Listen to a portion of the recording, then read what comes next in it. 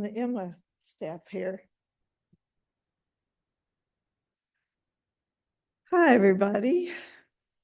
Yeah, glad you made it out here on this gloomy day. This would be a great day to sleep in. The message for today is hopes, wishes, and plans. Another name for it is boast, roast, and toast. Today is December 29th. In just 2 more days, we'll start a new year, but we haven't done it yet. I'd just like to say that was the most beautiful prayer or meditation you read. I'd like to get a copy of that. And it seems like this whole service is really flowing together with some of the same ideas very beautifully. Today is December 29th. In just 2 more days, we'll start a new year. But we haven't done it yet. The Christmas decorations may still be up, but we may be thinking about the job of putting them away. Maybe there's even some leftovers from Christmas dinner. I read somebody had eaten ham for 6 days in a row and was sick of it. And a few pieces of candy that somebody gave you. At our house, I always leave the coconut-filled ones for someone else. Maybe we're mulling over interactions that we have had with family members or friends. Maybe losses of different kinds have made it a difficult time to be ho, ho, ho, jolly. And we're looking forward to going back to our normal lives. We are living today in an in-between time. For many years, I've been fascinated with the concept of liminality, and that's Liminality, liminality. It's an in-between time. I picture it as a person standing in a field about to cross a border of some kind, looking forward and then glancing back. Liminality is a time when you may be shedding some of the past and entering a new reality. And where's Nick? Oh, I guess he's up with the kids. I thought what Nick said was just so appropriate as he reframes his whole stance towards life. Many expressions of spirituality address this concept in some way, acknowledging the importance of liminality in our lives. For example, the Greek god Hermes, or Hermes, if you have a French scarf, is the god of borders. He's the in-between god. He brings messages speedily from the gods to the humans. That's probably the reason that his representation with wings on his heels is a symbol for floral transworld delivery. He's also in charge of accompanying souls on their journey after death into the underworld. The Roman god representing transition is Janus. He is, of course, two-faced, looking at both directions at once, able to look both backwards and forwards across a boundary. Like Hermes, he delivers messages quickly. He can also be a bit sneaky and a trickster, which is a note of caution to us all. One reason that pagans celebrate Samhain as the start of their year is because at that time, the veil between reality and the other world is very thin. Liminality is very real to pagans. And for Buddhists, one of their most important concepts is the bardo. This is generally thought of as the time after death, before the afterlife, but it also can be looked at as deep changes during life. For example, after experiencing a deep grief or loss, we know what it is like to feel entombed between a kind of death and a rebirth. We often label that a state of shock in those moments as we lose our grip on the old reality and yet have no sense of what a new one might be like.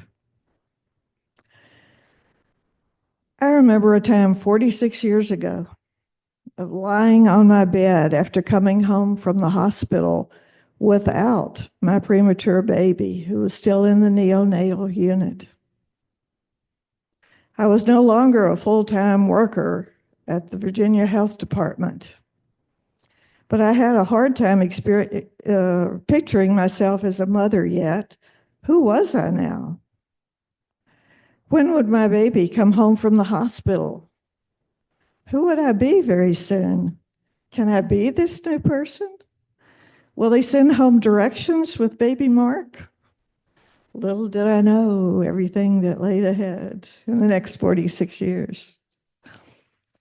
In that radical state of unreality between what was and what will be, we may need profound reasoning, not just logic, but something beyond logic, something that speaks to us in a timeless, non-conceptual way to help make our way to another reality. This disruption has been described as a time of loss and birth, when the precious pot containing my riches becomes my teacher in the moment it breaks. And according to our new way of looking at the core of UUism, liminality can be a part of transformation, which is designated as one of our key values. We cannot transform without a before, after, and in between. And it is in the in between that we transform. So, liminality. We are ending our human lives of experiencing 2024, but we have not yet physically entered the time of 2025. I was asked to speak today on hopes and wishes. Frankly, I get kind of tired of the usual ways of looking at life events. And I wasn't too excited about getting everybody to express their hopes for the new year. Smacks too much of New Year's resolutions to me, most of which we know go largely abandoned sometime in January. So I asked the RSC to add plans to the title, with the idea that lots of hopes don't come true without committing to a way to get there. They also suggested that I might want to make my message today a partly experiential one, which is fine with me. You know, I love that. So I've asked Al to make the second mic available to people. And between him and me and Bill Brown, we'll be checking in with Zoom. Since these topics are ones that are ripe for discussion, I encourage you to use our comments today, both verbally and on paper, to be jumping off points for discussions in the coffee hour or at other times during the year. In fact, I give you an assignment. The assignment is to ask someone, ideally, maybe someone you don't know real well, at the coffee hour, what one of their hopes or wishes for 2025 is. And do that before you finish your coffee cup or before you leave the building. But now we're going into some participation on your part. And let's talk about words. What do the following mean to you? What's your definition of a wish?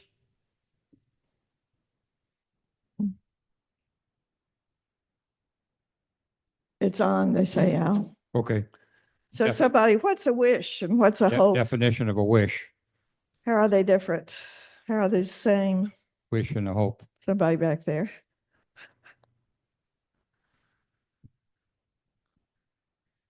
Unusual. Spit in one hand and wish in the other and see which fills up first, because it's going to take some work.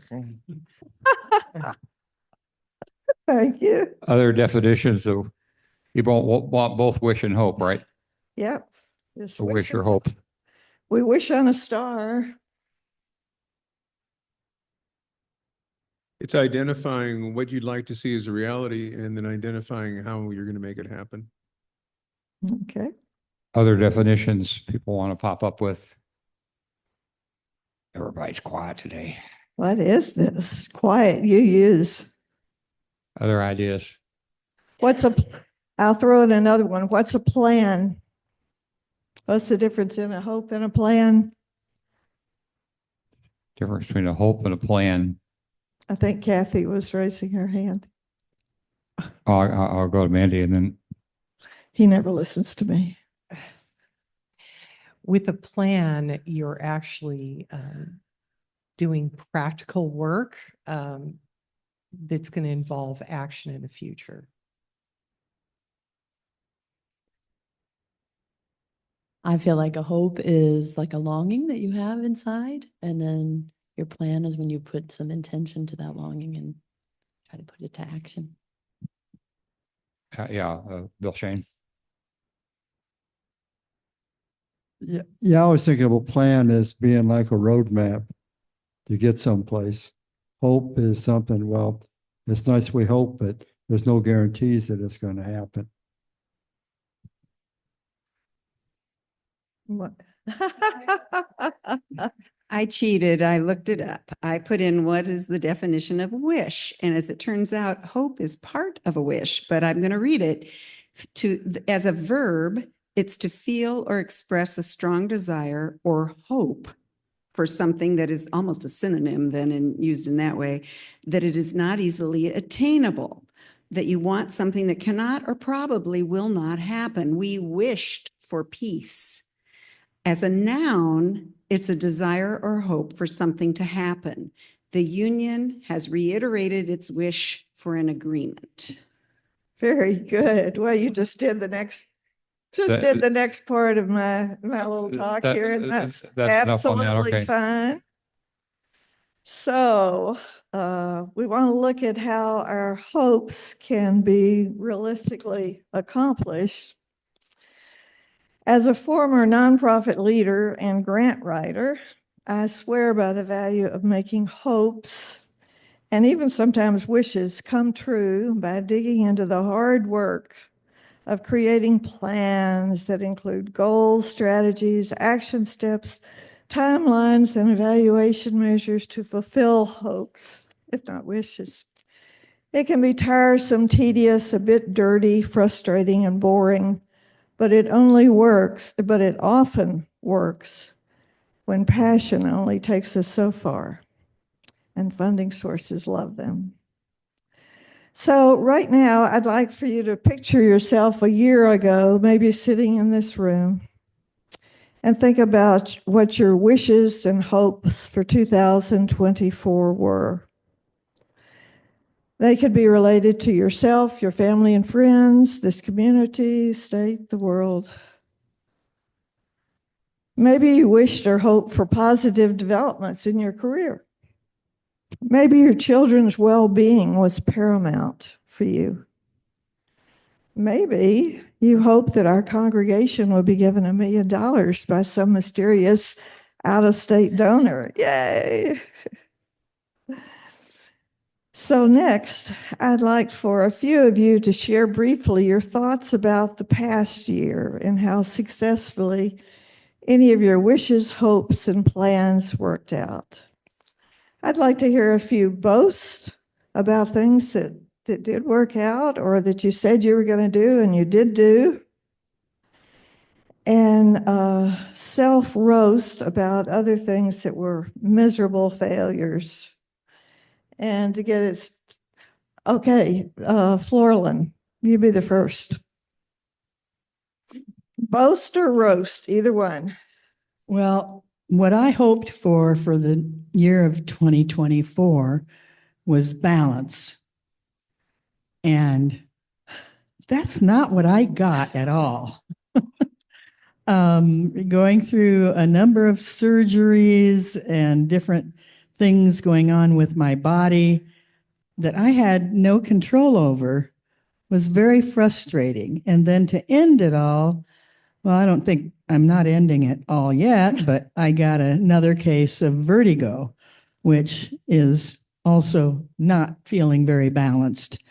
So, that balance included things like, making sure that you exercise and you play and you you work and you do all of those things in balance. And then I had the stool knocked out from underneath my feet. So I don't know. I'm still wishing and hoping for a better 2025.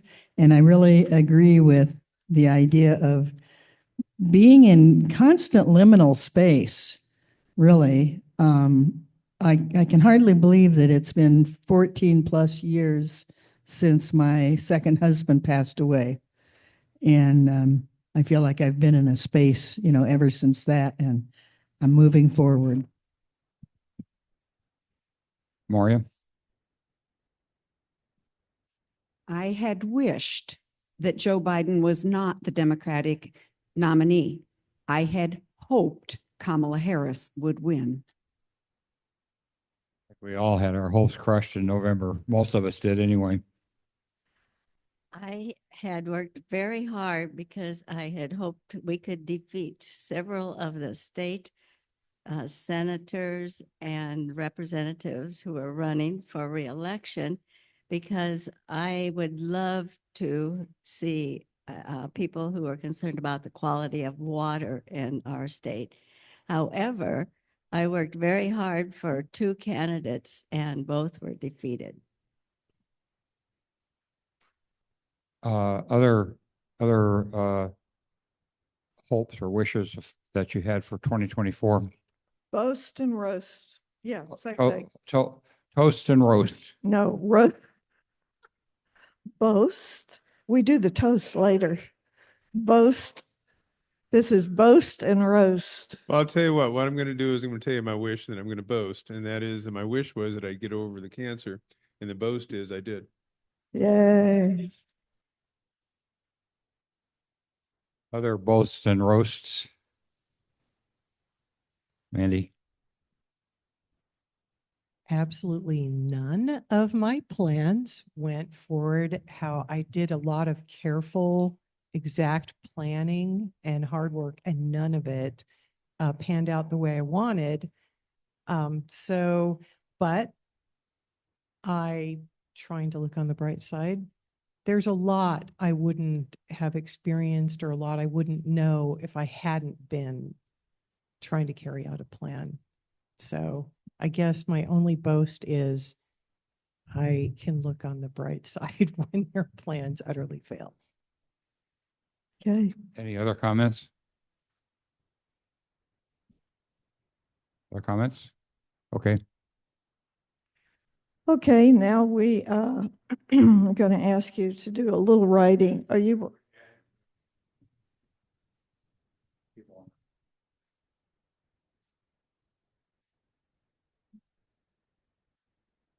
Okay, Al and Kathy, I think, are going to pass out some Post-it notes for you. And get out a pen or pencil if you have one. If you don't, take a couple of them. Okay.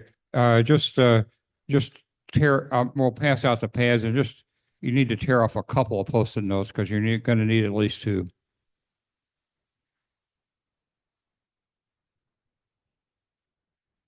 So as you get your Post-it note, and I'll give you some time to think,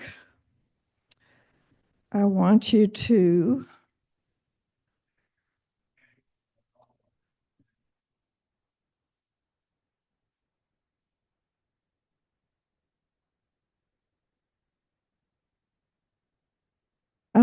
think of one hope for 2025. So as we are in this liminal state and we're thinking ahead, think of one hope and write it down. Make it something that you are really committing to. And also post your plan or a part of your plan, a few words at least. Remember that hope is something that realistically has a chance of your being able to accomplish. And here's an example. I hope that I will be more loving to the person closest to me And I will do that by doing something kind for them that they don't particularly expect, at least once a quarter. And I will document that by noting when I accomplish it in my journal. So you don't have to write all those words out, but write down a hope that you have or a plan and a plan, something that you would like to accomplish or experience or be during 2025. And after you've focused on that, then think hard about how you're going to make it happen. Or try to make it happen.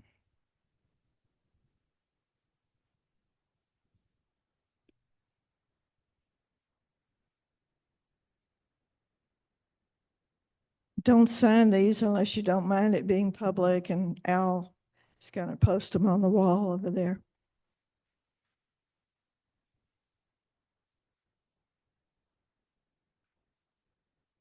Another example. I hope our congregation will extend its reach into our community, and I will help that happen by volunteering at least 3 hours a month outside the congregation in a way or location that's new for me.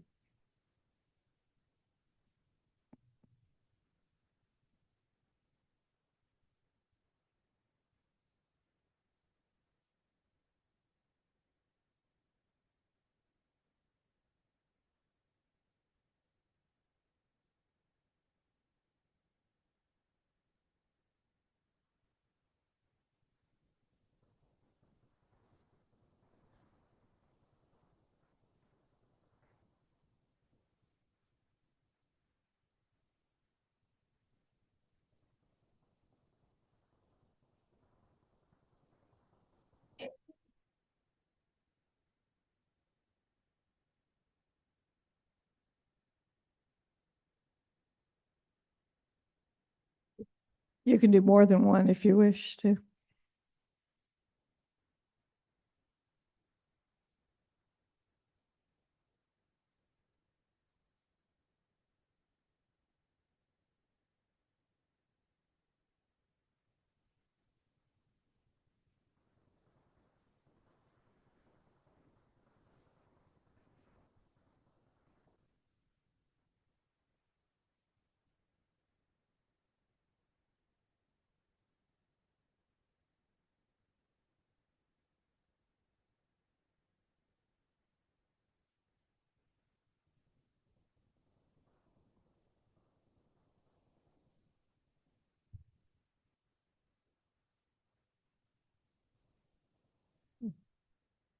You can put your own post-it on the wall if you wish.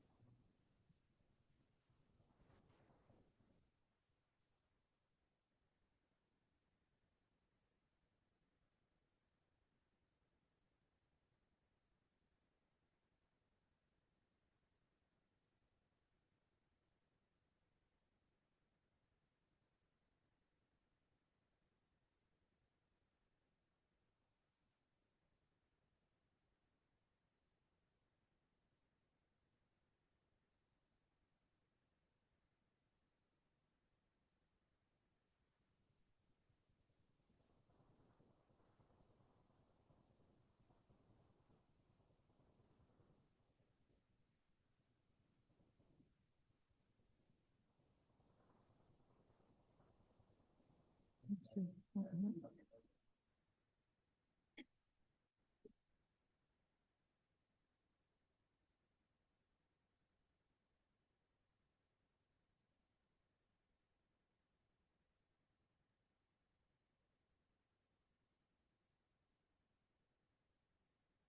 If you're still writing, that's fine. Go ahead and write. And I've asked Al to read a few of them to us.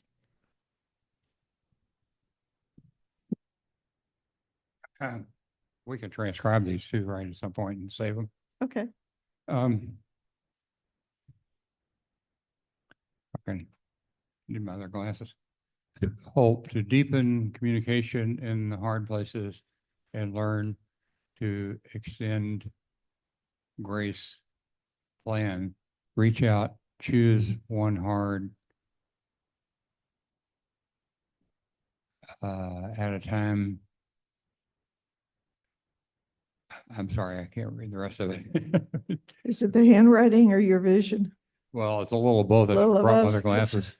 Okay, hope, I hope my mom living with me works out well. Plan, write a set of plans for prepping for her move in and look forward to how to help her live a quality of life in her last years. Hope successfully transition into bookkeeping profession, take independent online classes, find a member in the community. Hope I survived Musk and Trump emotionally. Plan to find inner peace over 47's election / presidency. Is that enough? I think so. Okay. Yeah. Okay, we have had boast and roast previously. Let's now have some toast. So I'm inviting anyone who wishes to take the mic, stand up, and toast the new year by sharing one of your hopes and perhaps the plan. Finish your toast with a special word of your choice. Skål, Heim, Slante, cheers, here's to you, whatever you like. And we will all repeat your toasting word together. So I'll give an example. My toast for the new year is extend our outreach by volunteering. Skål! And you say, Skål. All right. Okay. Somebody else stand up, if you will, and toast like that. Who wants to toast? Sherry will toast. Well, I guess a toast to living more in the present and not worrying so much about what happened in the past or what might happen in the future. And my toast word is bazinga. Ooh. All right. Who else wants to toast? Let's have some toasters here. This is a Toastmaster. No, that's a different thing. Who wants to toast? Don't be shy. Come on. Well, if they want to keep it to themselves, that's fine too. Okay. Other toasts? Okay. Okay. So I encourage you to visit our wall before you go to the coffee hour or after, or before you leave the building. These are the hopes of our beloved community. And I challenge us to affirm others in their hopes when we can. So remember your sharing assignment from me to ask people what their hope or wish or plan is before you leave.